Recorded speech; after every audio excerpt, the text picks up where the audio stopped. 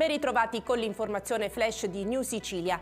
Ennesima notizia di minacce e aggressioni consumate nelle strutture ospedaliere ai danni di medici e personale medico. Questa volta è successo a Partinico, nel Palermitano, dove il figlio di 40 anni di Palermo ha aggredito e minacciato il medico che gli aveva appena dato la notizia della morte della madre. È intervenuta la polizia.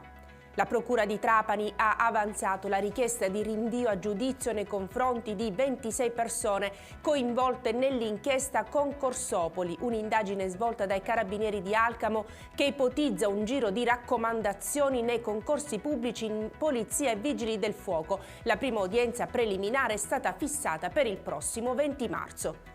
Bastonato prima, poi sparato ad una gamba, un colpo netto per avvertirlo forse di qualcosa. Succede a Catania, lungo il viale delle Medaglie d'Oro, siamo nel quartiere Ennesima, un vero e proprio agguato. In 3 o 4 sono scesi da un'auto e hanno poi aggredito un giovane di 20 anni. Il ragazzo è stato soccorso e trasportato all'ospedale San Marco. Non si trova in gravi condizioni, indagano i carabinieri.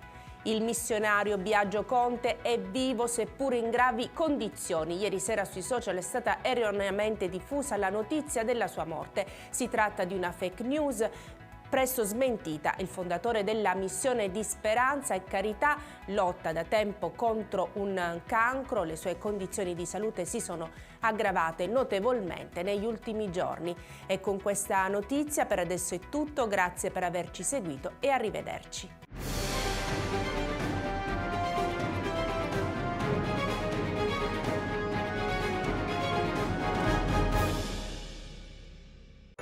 Natale ad Acireale. Dall'8 dicembre all'8 gennaio, nel centro storico, mercatini, circuito dei presepi d'arte, la casa di Babbo Natale, la pista di pattinaggio sul ghiaccio, concerti musicali nelle chiese, laboratori, il trenino turistico natalizio, oltre a tante iniziative di solidarietà.